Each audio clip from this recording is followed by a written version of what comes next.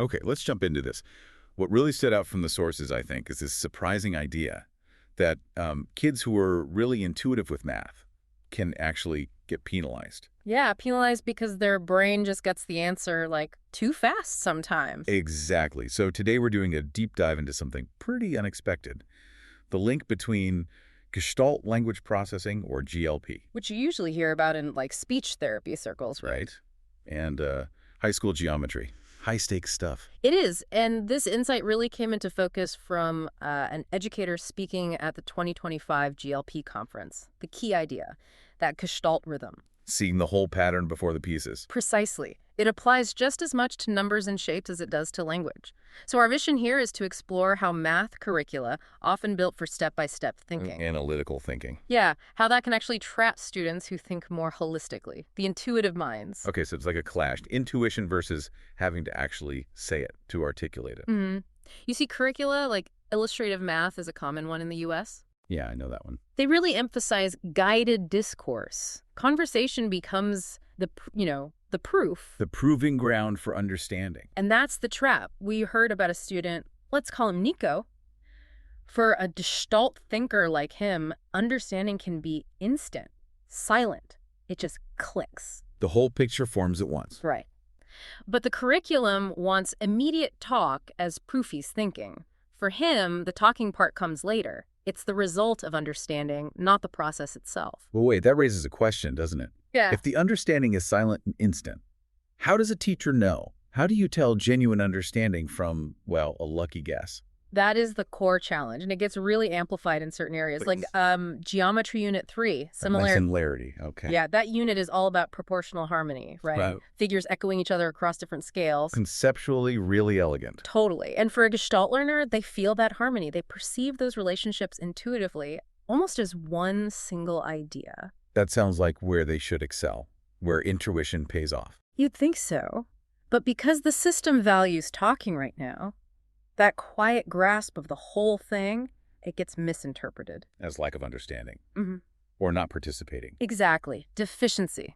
Non-participation. The student's struggle isn't getting the concept. It's holding on to that whole complete meaning while they try to break it down into the step-by-step language the class needs. Okay, so if the curriculum itself is part of the problem, the trap, what's the solution?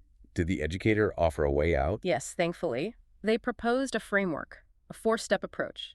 Identify, represent, compute, check. Identify, represent, compute, check. Okay. It's meant to be a scaffold, something to help bridge that gap, to slow down that loop between the instant intuition and the needed articulation. I look at it. It seems to force or maybe guide the student to make their thinking visible. So identify, that sounds like understanding the problem first. Yeah, it maps really well to George Polya's classic first step, understand the problem. It's where the Gestalt learner starts to make their whole perception concrete. Tangible.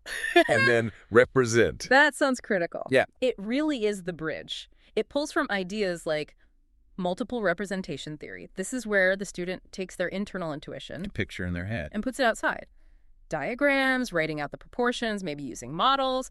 It stabilizes the meaning before they have to rush into words or just calculations. Okay, let's make that real.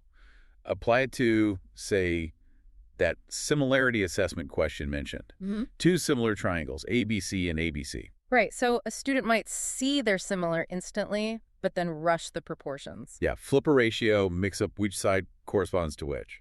Been there? We all have. So identify. You'd explicitly map vertex A to A, B to B, C to C, represent. You'd write down the correct proportion statements like AB equals BC so let's say.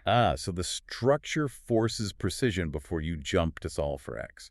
It clarifies why certain ratios work and others don't. Exactly. And make sure the correspondence between the figures is locked down correctly before you get to the compute and check stages. So let's pull back to the bigger picture then. This student profile. Maybe they decode words fluently, grasp concepts intuitively, but get flagged. An SLD label, maybe, for planning or attention issues. Mm-hmm.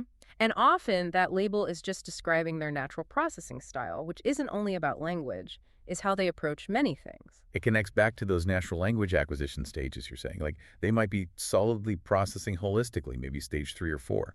While the school system is demanding immediate broken down analytical output, stage 6 behavior, essentially. So the disability isn't inherent in the student. It's the mismatch.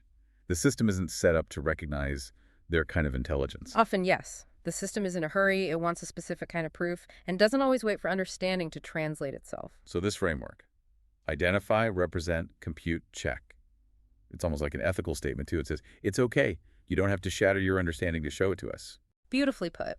And geometry fundamentally is the study of relationships, of connections and harmony.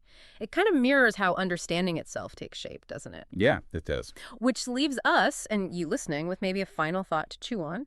If geometry is about these elegant relationships, this resonance, what if the real goal of education isn't just teaching facts or even skills, but teaching resonance? Resonance. Yeah. The art of making meaning in tempo with yourself, finding that coherence within the learner rather than just demanding immediate compliance with external, often fragmented ways of showing knowledge. What would that look like?